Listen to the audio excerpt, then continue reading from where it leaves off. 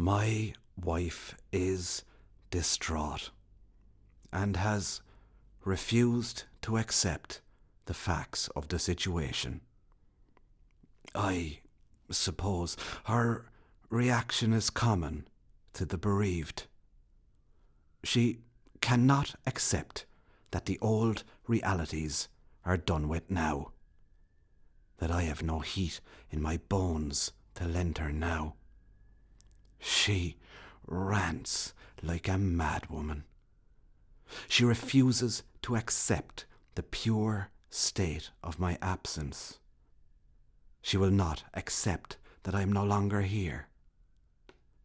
I can only hope that time will do its patient work on her now, as they always insist it will, and that she can find something or someone to live for again.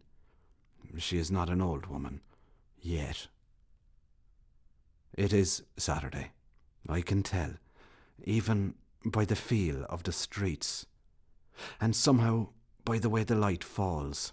There is a species of winter light that holds the particular resonance of Saturday. And it's late morning, and the people are about and lost in the make-busy routines of their lives, as though any of it matters. And I move among them, and sometimes, even still, I draw passing nods from the acquaintances of my old life. But I do not return their smiles and gestures. How could I?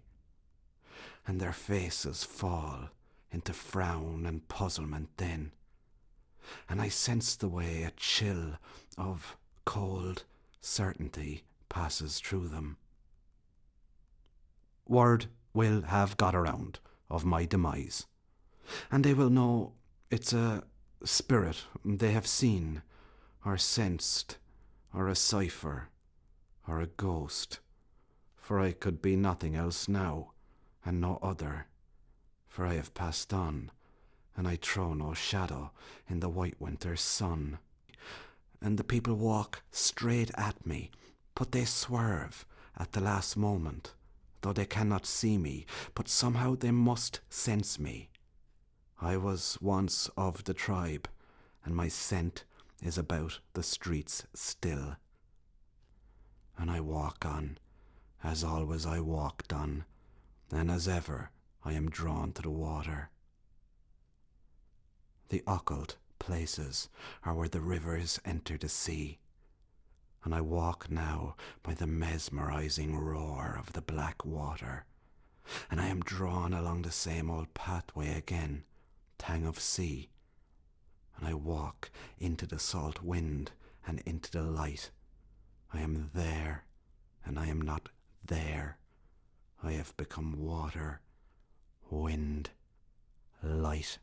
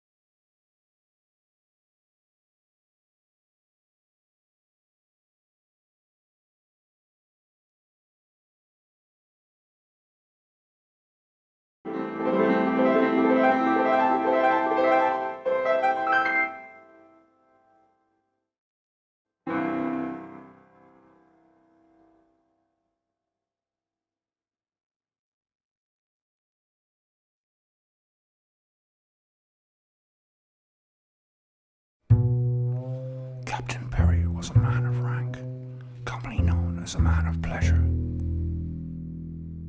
Introduced at an early period of life into scenes and habits of fashionable gaiety, he became the votary of fashion, passionately attached to what are called the innocent pleasures of life.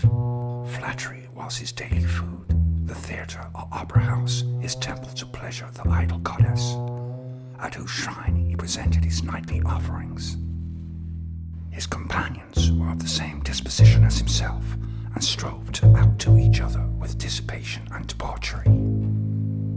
The wisdom upon which they valued themselves chiefly consisted of vain metaphysical speculations, having skeptical doubts about the most clear and certain truths.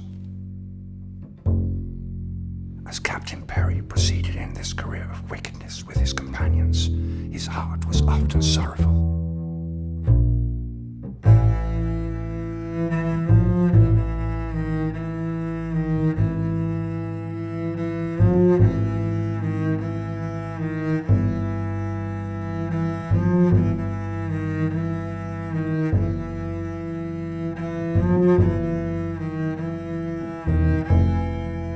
In his intervals of retirement from rakishness, conviction of his sin sunk deep into his chest.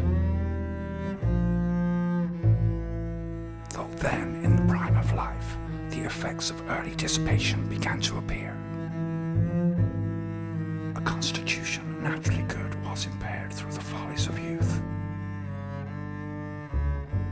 He looked back on his past life with a sincere sorrow and regret, wondering what I must do to be saved.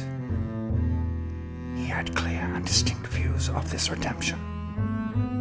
He was fully satisfied that nothing but the greatest atonement could procure forgiveness. He began faithfully and affectionately to warn all who came to see him. One Sunday morning he appeared uneasy and desirous to tell something that bore very heavy on his mind. "At last," he said, "I'm going to tell what I am sure will astonish you. Judge if I have any grounds to hope for mercy. I belong to a society or class of men, the members of which bound them in solemn league and agreed to work all manner of abominations, but praise be, are now almost unknown in the world. The society which he belonged was composed of atheists, deists, and members of the Illuminati. Mr. Wood asked him, was he a member of what was once called the Hellfire? He said,